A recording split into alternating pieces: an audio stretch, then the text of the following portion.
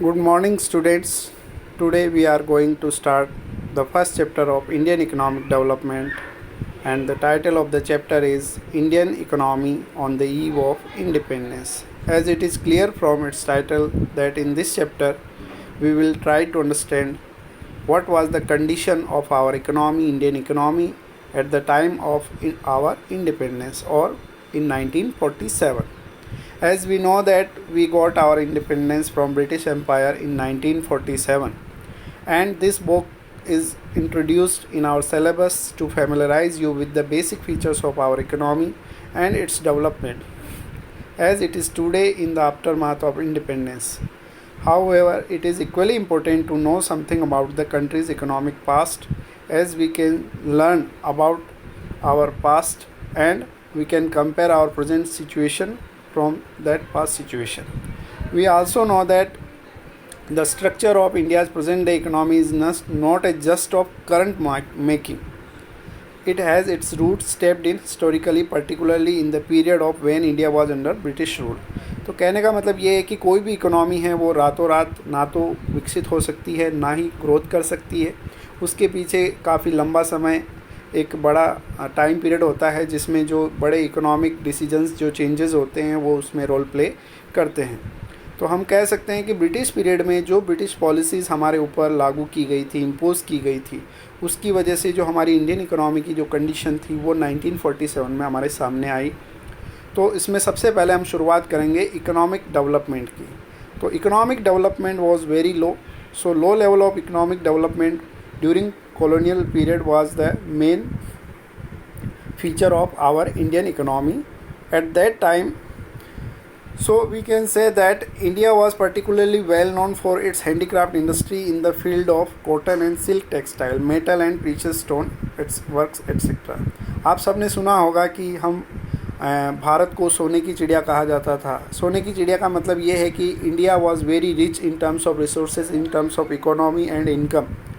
So because we were in condition of exporting many finished goods like cotton, silk, textile, metal, precious stone works. तो ये जो product थे इनके world में हमारी कंट्री में इतनी अच्छी कंडीशन थी, इतनी अच्छी क्वालिटी थी कि इनकी वर्ल्ड वाइड डिमांड थी. तो हम इनका क्या करते थे, एक्सपोर्ट करते थे. तो जब हम एक्सपोर्ट करते हैं यानी कि अदर कंट्री को कोई प्रोडक्ट सेल कर रहे हैं तो बदले में हमें क्या मिलेगा, इनकम मिलेगी. इट मीन्स हमारी इनकम इनके सेलिंग से या एक्सपोर्ट से हो रही थी. तो कहने का मतलब हमारी इकोनॉमिक कंडीशन बेटर थी. ये कब की बात है, prior to British rule. Means जब ब्रिटिश रूल हम पर लागू हुआ उससे पहले की बात है. इसी वजह से इंडिया काफ़ी रिच था. लेकिन जब ब्रिटिश रूल हमारे ऊपर इम्पोज हुआ उसके बाद जो हमारी इकोनॉमी है उसकी कंडीशन जो है वो चेंज हो गई. क्यों? Because of economic policies pursued by the colonial government. तो कॉलोनियल गवर्नमेंट का मतलब है ब्रिटिश गवर्नमेंट, क्योंकि इंडिया उनके लिए एक कॉलोनी था. तो उस समय उन्होंने जो पॉलिसी परस्यू की, फॉलो की, वो केवल अपने ऑन बेनिफिट के लिए, अपनी ऑन ब्रिटिश एम्पायर के बेनिफिट के लिए उन्होंने उस पर काम किया, न कि इंडियन इकोनॉमी के लिए, इंडियन पीपल के लिए. तो उन्होंने अपनी जो पॉलिसी बनाई उसका मेन जो कंसर्न था वो था with the protection and promotion of economic interest of their home country. तो उनकी जो भी पॉलिसी बनती थी उसके पीछे उनका मुख्य उद्देश्य यही रहता था कि कैसे वो अपनी कंट्री, होम कंट्री यानी ब्रिटेन की जो इकोनॉमिक इंटरेस्ट है उनको कैसे प्रोटेक्ट करे, कैसे उनको प्रमोट करे. तो इस पॉलिसी की वजह से हमारा जो फंडामेंटल चेंज हुआ स्ट्रक्चर में हमारी इकोनॉमी में, that was the transforming the country into supplier of raw material with the end consumer of finished industrial products from Britain. तो ये एक बहुत बड़ा चेंज हमारी इकोनॉमी में हुआ due to these British policies that Indian economy transformed. मतलब Indian economy का रूप परिवर्तन हो गया. कहाँ से क्या बन गए हम बन गए, पहले हम थे एक्सपोर्टर ऑफ फिनिश्ड गुड्स, ठीक है, जिनकी वर्ल्ड में डिमांड थी. अब ब्रिटिश पॉलिसी की वजह से अब क्या हो गए, हम एक्सपोर्टर ऑफ रॉ मटेरियल हो गए. और वो रॉ मटेरियल कहाँ जाता था, स्पेशली ब्रिटेन की जो इंडस्ट्री की रिक्वायरमेंट थी वहाँ पर वो जाता था. और हम बन गए इम्पोर्टर ऑफ फिनिश्ड गुड्स.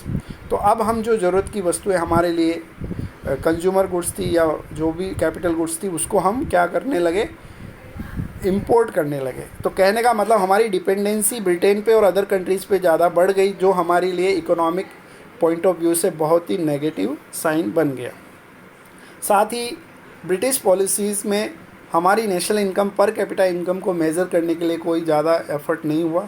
उस समय कुछ जो विद्वान थे जैसे Dadabhai Naoroji, William Digby, Findlay Shirras, VKRV Rao, इन्होंने RC देसाई, इन्होंने कुछ एफ़र्ट किए। इसमें से जो VKRV राव है उनका जो मेज़रमेंट है नेशनल इनकम का, पर कैपिटा इनकम का, उसको ज़्यादा इम्पोर्टेंस दी जाती है। और ये भी कहा जाता है कि जो हमारे मोस्टली इकोनॉमिस्ट थे या विद्वान थे उन्होंने ये पाया कि first half of the 20th century, यानी 20th सेंचुरी के फर्स्ट हाफ में अराउंड 50 ईयर्स तक हमारी इकोनॉमी की जो ग्रोथ रेट है वो अराउंड लेस देन 2% थी, यानी कि 2% से भी बहुत कम थी। जब ग्रोथ रेट कम होती है तो इसका सीधा सा मतलब ये है कि हमारा प्रोडक्शन बहुत कम था, हमारी GDP बहुत कम थी। हमारा प्रोडक्शन जब कम होगा तो एम्प्लॉयमेंट लेवल भी कम होगा। तो कहीं ना कहीं ये सीधा सा दिखाता है कि उस समय बेरोज़गारी का स्तर ज़्यादा था, आर्थिक विकास, औद्योगिक विकास का स्तर कम था, और एज ए रिज़ल्ट लोगों की जब इनकम कम होगी तो नेशनल इनकम और पर कैपिटा इनकम भी कम हो गई थी। अब हम बात करते हैं एग्रीकल्चर सेक्टर की। तो इंडिया जो इकोनॉमी थी मेनली एग्रेरियन इकोनॉमी थी। एग्रेरियन इकोनॉमी का मतलब ये है कि भारतीय अर्थव्यवस्था कृषि प्रधान अर्थव्यवस्था थी। उसका कारण ये है कि हमारी जो 85% पॉपुलेशन है वो गाँव में रहती थी, और गाँव में उनका जो आजीविका का मुख्य साधन था, लाइवलीहुड का मेन सोर्स था, वो था एग्रीकल्चरल एक्टिविटीज़। तो जब किसी अर्थव्यवस्था में अधिकांश जनसंख्या अपने जीवन यापन के लिए एग्रीकल्चर और रिलेटेड एक्टिविटीज़ पर डिपेंड हो जाती है, और मेन एक्टिविटी वहाँ पर एग्रीकल्चर और रिलेटेड एक्टिविटीज़ हो, तो उस इकोनॉमी को हम कह सकते हैं एग्रेरियन इकोनॉमी।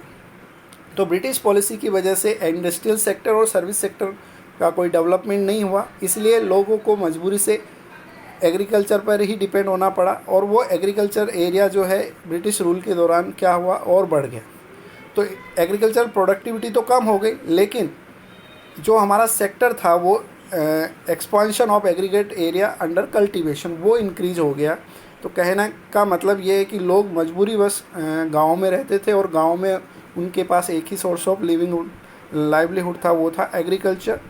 और जो एग्रीकल्चर था वो भी ज़्यादा अच्छी कंडीशन में नहीं था, वो भी था स्टेगनेंट था, स्टेगनेशन वहाँ पर था। स्टेगनेशन का मतलब होता है स्थिरता। स्थिरता का मतलब ये है कि जहाँ पर कोई डेवलपमेंट नहीं हो, ग्रोथ नहीं हो, प्रोग्रेस नहीं सॉरी। तो इस प्रकार हम कह सकते हैं कि जो हमारा एग्रीकल्चरल सिस्टम था, जो इकोनॉमी का मेन बेस था या प्राइमरी सेक्टर था, वहाँ पर भी स्टेगनेशन था, अंडर डेवलपमेंट था, बैकवर्डनेस थी, और उसके पीछे कई रीज़न हैं, जिसमें पहला रीज़न है लैंड टेन्योर सिस्टम। तो जो लैंड टेन्योर सिस्टम थे, जिसमें zamindari system, mahalwari system, ryotwari system, ये सारे सिस्टम जो ब्रिटिश गवर्नमेंट ने हमारे ऊपर लागू किए, उसके पीछे मेन उनका मोटिव यही था कि कैसे ब्रिटिश गवर्नमेंट की या कॉलोनियल गवर्नमेंट की इनकम को इंक्रीज़ किया जाए, रेवेन्यू को इंक्रीज़ किया जाए। इसके लिए वो हमारे किसान पर या हमारे जो प्रोड्यूसर्स थे उनके ऊपर टैक्स लगाते थे, और उन पर टैक्स मनमाना तरीके से लगाते थे, यानी कि उनकी इनकम के अकॉर्डिंग, उनके प्रोडक्शन के अकॉर्डिंग नहीं लगा के अपनी सुविधा अनुसार, अपने फ़ायदे के लिए उन पर टैक्स लगाते थे। और मनमानी टैक्स सिस्टम या लैंड टेन्योर सिस्टम की वजह से फार्मर्स की इनकम कहीं ना कहीं एडवर्सली अफेक्ट हुई, और उनकी इनकम कम हुई, और इस वजह से एग्रीकल्चर सेक्टर ज़्यादा डेवलप नहीं हो पाया। उसके बाद जो दूसरा इसका सिस्टम जो कारण हम मान सकते हैं स्टेगनेशन का, वो है पार्टीशन। तो हुआ था उस समय कि जो हमारा मेनली जूट और अदर एग्रीकल्चर का जो कल्टिवेबल लैंड, जिसको हम कह सकते हैं फर्टाइल लैंड, वो भारत पाकिस्तान का जो विभाजन हुआ उसमें ज़्यादातर एरिया वहाँ चला गया। उसकी वजह से भी हमारा प्रोडक्शन कम हुआ। उसके बाद रेवेन्यू सेटलमेंट तो हमारे फेवर में था भी नहीं, और जो ज़मींदार थे वो मेनली काम करते थे ब्रिटिश एम्पायर्स के लिए, वो उनके ही रिप्रेजेंटेटिव होते थे। तो वो भी किसानों से मनमाना लगान वसूल करते थे, उन पर जाति करते थे, और ना ही उनकी सुविधाओं के लिए कहीं किसी प्रकार का कोई कार्य होता था। बाद में एग्रीकल्चर जब हमारा स्टेगनेंट हो गया तो उसके पीछे और जो था मेन था कमर्शलाइजेशन ऑफ एग्रीकल्चर। तो जो एग्रीकल्चर था उसको कमर्शलाइजेशन का फॉर्म दे दिया गया। कमर्शलाइजेशन का मतलब है कि व्हेन वी ग्रो क्रॉप्स और agricultural products for sale in the market rather than self consumption. जब हम किसी भी फसल का उत्पादन अपने खुद के उपभोग के लिए न करके बाज़ार में उसको बेचने के लिए करते हैं तो उसको हम कहते हैं कमर्शलाइजेशन ऑफ एग्रीकल्चर, यानी कि ऐसी फसल जिसको बाज़ार में बेचा जाए और जिससे पैसा कमाया जाए। तो ये जो कमर्शलाइजेशन हुआ इसमें कहीं ना कहीं भारतीय किसानों को कोई ज़्यादा फ़ायदा नहीं हुआ, क्योंकि उनको फोर्स किया गया कि कमर्शलाइजेशन हो, यानी कि वो क्रॉप जिनकी डिमांड थी कहाँ पर, ब्रिटेन में, या ब्रिटिशर्स को जहाँ पर इनडायरेक्टली फ़ायदा हो रहा था उस क्रॉप्स के लिए हमारे फार्मर्स को उन्होंने फोर्स किया। जैसे एक उदाहरण दिया जाता है कि इंडिगो, जिसको हम नील की खेती कहते हैं, तो इंडिगो जो क्रॉप थी हमारी, उन्होंने फोर्स किया हमारे फार्मर्स को कि आप इसको खेती करो या इसको ग्रो करो अपने खेतों में। जबकि इंडिगो को हम कंजप्शन पर्पस से यूज़ नहीं कर सकते, क्योंकि इंडिगो यानी कि नील जो है वो डाइंग इंडस्ट्री में काम आता था। तो जो ब्रिटेन की जो डाइंग इंडस्ट्री थी वो उसके लिए रॉ मटेरियल के रूप में इंडिगो की रिक्वायरमेंट थी, और उसको पूरा करने के लिए ब्रिटिशर्स ने हमारे फार्मर्स को फोर्स किया। तो कहने का मतलब ये है कि हम कह सकते हैं कि ब्रिटिश पॉलिसी बहुत नेगेटिव थी, जिसमें फार्मर्स की और हमारे फार्मिंग को काफ़ी नेगलेक्ट किया गया, और उनकी एडवर्स पॉलिसी की वजह से हमारे फार्मर्स का एक्सप्लॉयटेशन हुआ, उनका डेवलपमेंट नहीं हुआ, उनकी जो इनकम लेवल वो काफ़ी लो हो गई थी। अब हम बात कर रहे हैं इंडस्ट्रियल सेक्टर की। तो जो इंडस्ट्रियल सेक्टर था एग्रीकल्चर सेक्टर के बाद, अगर हम उसकी बात करें तो हम सभी जानते हैं कि primary motive of colonial government behind the policy was systematically deindustrializing India was twofold. तो इंडस्ट्रियल पॉलिसी जो उन्होंने अडॉप्ट की उसके पीछे उनका जो मोटिव था वो टू फोल्ड था। टू फोल्ड का मतलब ये है कि पहला जो उनका उद्देश्य था वो ये था to reduce India to the status of near exporter of important raw material for the upcoming modern industry in Britain. तो ब्रिटेन में जो मॉडर्न इंडस्ट्रियल डेवलपमेंट हो रहा था उस समय, उसके लिए उनको रॉ मटेरियल की रिक्वायरमेंट थी, और वो रॉ मटेरियल वो इंडिया से एक्सपोर्ट कर रहे थे। तो इंडिया को उन्होंने कन्वर्ट कर दिया एक्सपोर्टर ऑफ रॉ मटेरियल में। उसके बाद सेकंड जो फोल्ड था वो ये था कि to turn India into sprawling market for the finish product of those industries so that their continued expansion could be ensured to the maximum advantage of their home country. तो दूसरा ये कि अब ब्रिटिश इंडस्ट्री में जो good produce हुई अब उनकी सेल होगी तभी उनको इनकम होगी, तो उसके लिए भी उनको मार्केट की रिक्वायरमेंट थी। तो वो मार्केट भी उन्होंने इंडिया को ही चुना, और वो ज़बरदस्ती उसको इंडिया में क्या करते थे, सेल करते थे, यानी कि हम वहाँ से उसको इंपोर्ट करते थे। तो कहने का मतलब इंडिया का उन्होंने दोहरा शोषण किया। हमारी इंडस्ट्रीज़ जो अच्छी कंडीशन में थी, स्पेशली हैंडीक्राफ्ट्स थी, उसको उन्होंने डिस्ट्रॉय किया। हमारे जो हैंडीक्राफ्ट वर्कर्स थे उनके अगेंस्ट काम किया, अगेंस्ट पॉलिसी लाए वो, और बाद में इंडिया से जो अच्छा रॉ मटेरियल था जो उनको रिक्वायरमेंट था उसका एक्सपोर्ट करने लग गए, और ज़बरदस्ती हम पर वहाँ की फिनिश्ड गुड्स को थोप दिया गया। तो कहने का मतलब ये जो सिस्टमेटिक डी इंडस्ट्रियलाइजेशन पॉलिसी थी, इसके दो मेन ये मोटिव थे जिसको हमें ध्यान रखना है। तो उसके बाद आगे हम चलते हैं during the second half of the 19th century. अब बात हो रही है 19th सेंचुरी के सेकेंड हाफ की। Modern industry began to take root in India but its progress remain very slow. तो मॉडर्न इंडस्ट्री स्टार्ट हुई लेकिन उसकी प्रोग्रेस काफ़ी स्लो थी, और जो कुछ स्टेट्स थे जैसे महाराष्ट्र है, गुजरात है, वहाँ पर जो कुछ इंडस्ट्रीज़ जो टेक्सटाइल मिल्स थे वो स्टार्ट हुई, और जो हम कहते हैं टिस्को, जिसको हम कहते हैं Tata iron and steel company, was incorporated in 1907, यानी कि 1907 में सबसे पहले, जिसको हम कह सकते हैं कैपिटल गुड इंडस्ट्री, एक भारी उद्योग कारखाना टिस्को, जो टाटा फैमिली हमारी वेल नोन इंडस्ट्रियल फैमिली है, उनके जो जमशेदजी टाटा थे उन्होंने इसको सेटअप किया 1907 में, और ये जमशेदपुर यानी कि अभी जो एट प्रेजेंट रांची में ये प्लेस है वहाँ पर ये सेटअप हुई थी। उसके बाद अगर आगे हम देखें तो कैपिटल गुड इंडस्ट्री भी ज़्यादा डेवलप नहीं हो पाई, और केवल उन इंडस्ट्री को सेटअप होने दिया गया जो कहीं ना कहीं उनके फ़ायदे के लिए, उनकी बेनिफिट के लिए ज़रूरी थी।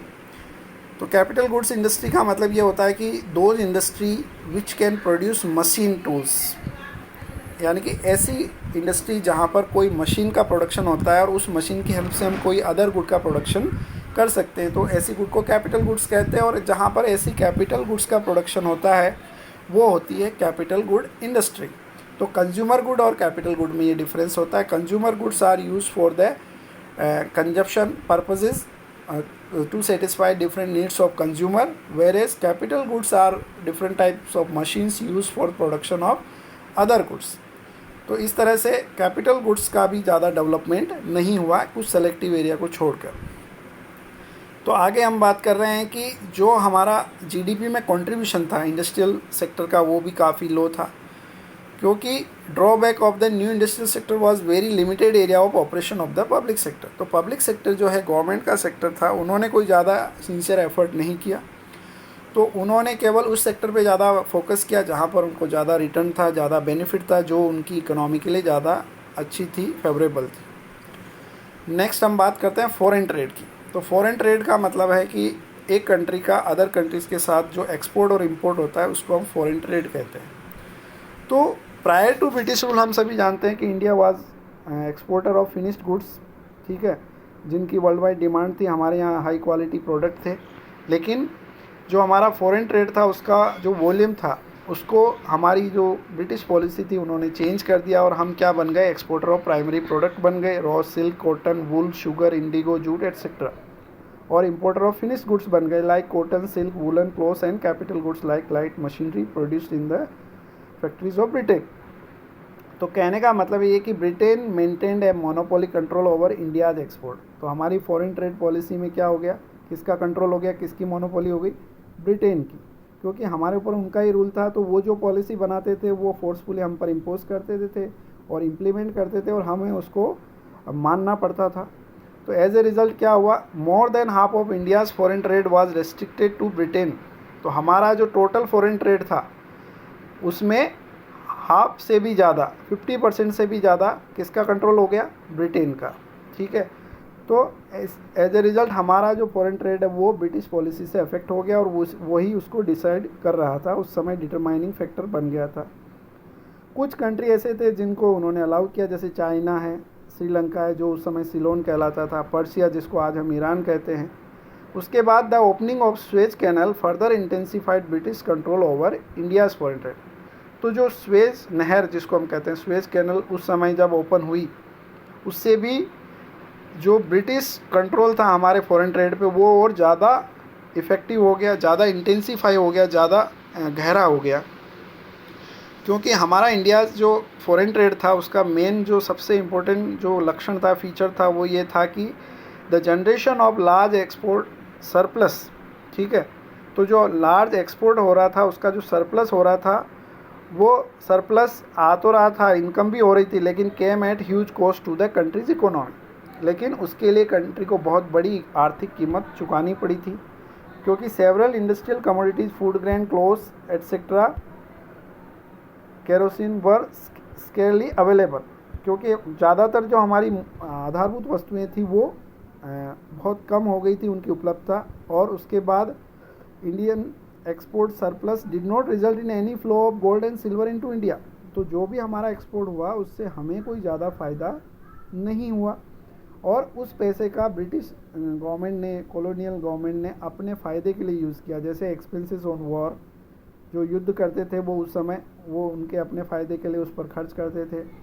और उसके बाद हम बात कर रहे हैं, तो इस तरह से जो हमारा इनकम था, हमारे रिसोर्सेज थे, उसका फ़ायदा ब्रिटिश इकोनॉमी को ज़्यादा हुआ, हमारी इकोनॉमी को कम हुआ, ब्रिटिशर्स को ज़्यादा हुआ. और हमारी जो इनकम थी, पैसा था, रिसोर्सेज था, उसका फ्लो हुआ इंडिया से ब्रिटेन की तरफ. तो इसको हम कहते हैं ड्रेन ऑफ इंडियन वेल्थ. तो हमारा जो पैसा इंडिया से वहाँ गया, इसको क्या नाम दिया जाता है, drain of Indian wealth. Sorry. Next हम पढ़ेंगे डेमोग्राफिक कंडीशन. डेमोग्राफिक कंडीशन का मतलब होता है द डेटा और इंफॉर्मेशन रिलेटेड विद पॉपुलेशन. तो सबसे पहले बात करते हैं सेंसस की, जिसको हम कहते हैं जनगणना. तो ब्रिटिश पीरियड में 1881 में सबसे पहले सेंसस कंडक्ट हुई थी. तो दो India suffering certain limitations, it revealed that unevenness in India's population growth subsequently. तो इंडिया में काफ़ी उस समय प्रॉब्लम भी थी, लेकिन हम कह सकते हैं कि इंडिया की पॉपुलेशन इंक्रीज़ हुई. तो जो सेंसस है हम जानते हैं कि आफ्टर एवरी 10 ईयर्स ये कंडक्ट होती है अभी भी. और बिफोर 1921 क्या हो रहा था कि हमारा जो सेंसस ऑपरेशन है वो कैरिड आउट हो रहा था ब्रिटिश गवर्नमेंट के द्वारा, और India was in the first stage of demographic transition. ठीक है, बिफोर 1991 जो हम थे फर्स्ट स्टेज में थे, और second stage of transition began after 1922।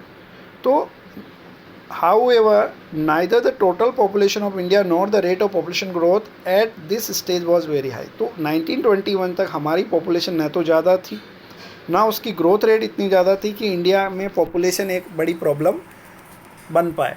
तो एज ए रिज़ल्ट 1921 का जो ईयर है इसको ईयर ऑफ ग्रेट डिवाइड कहते हैं, क्योंकि इसके पहले और इसके बाद जो हमारे पॉपुलेशन का जो ट्रेंड था वो चेंज हो गया। तो इस ईयर ने एक ग्रेट डिवाइड का रूप में काम किया। उसके बाद हम कहें कि जो हमारी लिटरेसी रेट थी वो बहुत कम थी।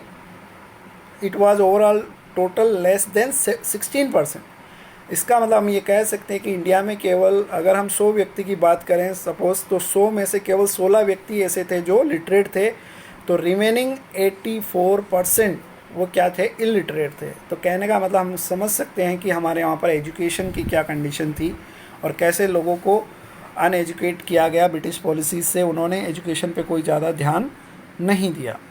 और उसके बाद स्पेशली फीमेल लिटरेसी लेवल जो था वो और भी ज़्यादा चिंताजनक था, जो कि कितना था, अबाउट 7%। तो 93% females were illiterate. So it is very dangerous situation at that time. और पब्लिक हेल्थ फैसिलिटीज़ जो भी थी वो भी क्या थी, अनअवेलेबल थी, क्योंकि पॉपुलेशन के ऊपर उनका कंट्रोल नहीं था। साथ ही पॉपुलेशन को जो इक्वली डिस्ट्रीब्यूशन था उन्होंने फैसिलिटी प्रोवाइड करने पर भी काम नहीं किया। साथ ही जो हमारे हेल्थ कंडीशन को अगर हम देखें तो वाटर और एयरबोर्न डिजीज़ जो थी वो भी उस समय ज़्यादा थी। तो ओवरऑल मोर्टेलिटी रेट जो थी वो बहुत ज़्यादा हाई थी।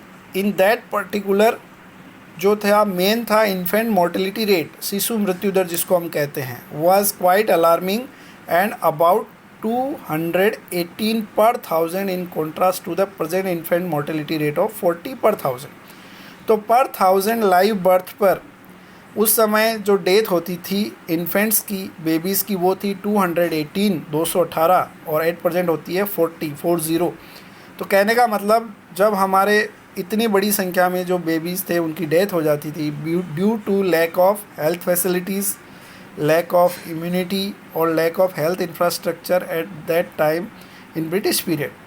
तो लाइफ एक्सपेक्टेंसी की अगर हम बात करें that was also very low which was 44 years. तो कहने का मतलब एक इंडियन जो था, एक आम भारतीय उस समय केवल 44 साल ही जिंदा रहते थे, यानी कि उनकी जीवन की औसत आयु 44 ईयर्स थी, जो एट प्रेजेंट 68 ईयर्स हम कह सकते हैं। तो अभी ये बड़ी है क्योंकि अभी हम इंडिपेंडेंट है और इंडियन गवर्नमेंट इस पे काम कर रही है, हेल्थ इंफ्रास्ट्रक्चर पहले से बेटर है। तो कहने का मतलब ये है कि डेमोग्राफिक जो हमारा स्ट्रक्चर था वो भी काफ़ी बैकवर्ड था, बहुत ही पिछड़ा था, और जो इनके जो इंडेक्स हैं, जो रेट्स हैं वो काफ़ी चिंताजनक है, अलार्मिंग थे उस समय। नेक्स्ट हम बात कर रहे हैं ऑक्यूपेशनल स्ट्रक्चर की।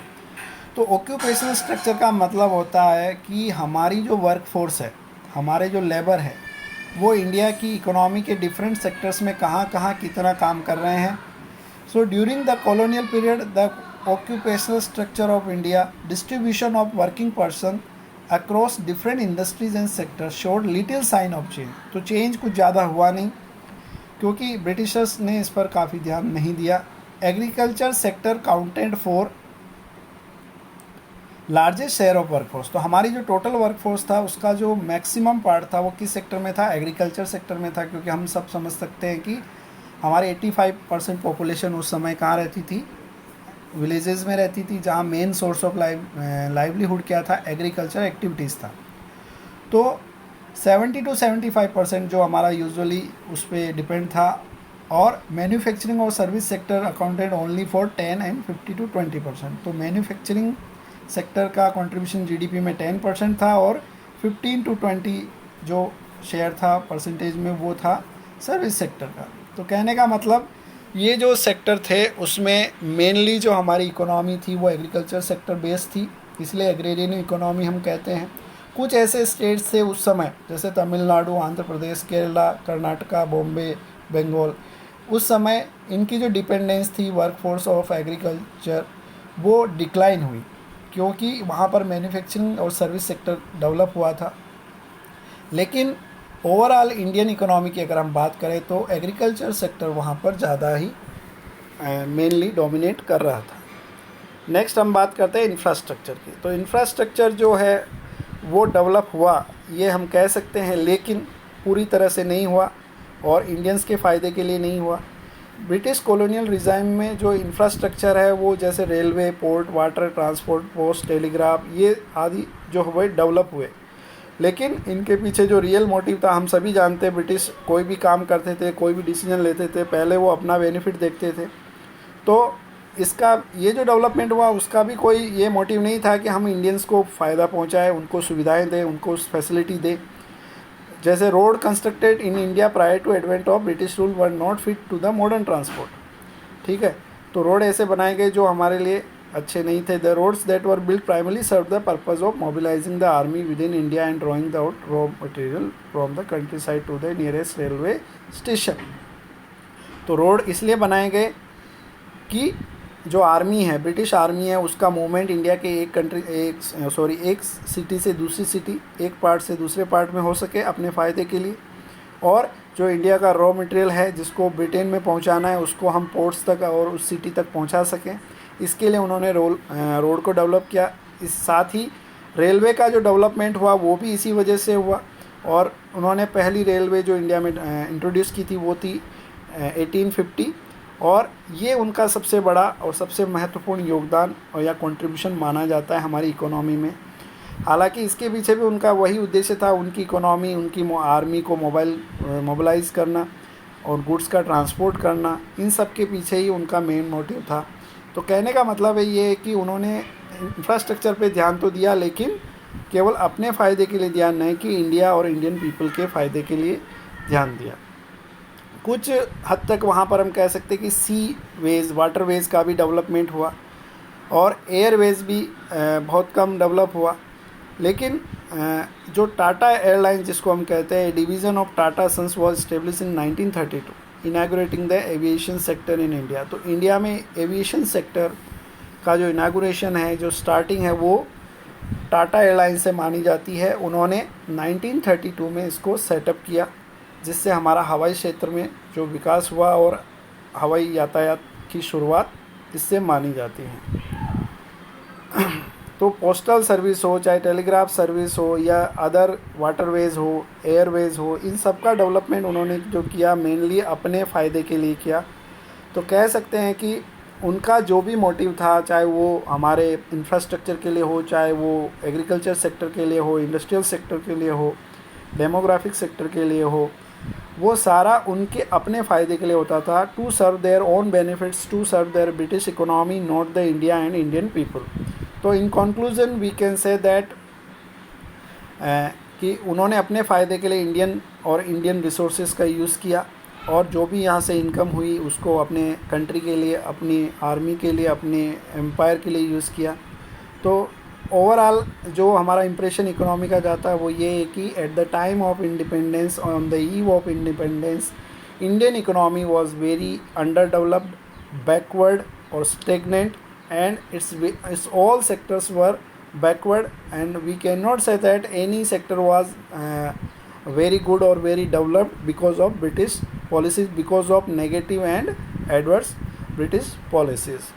So thank you guys, thank you students for listening me.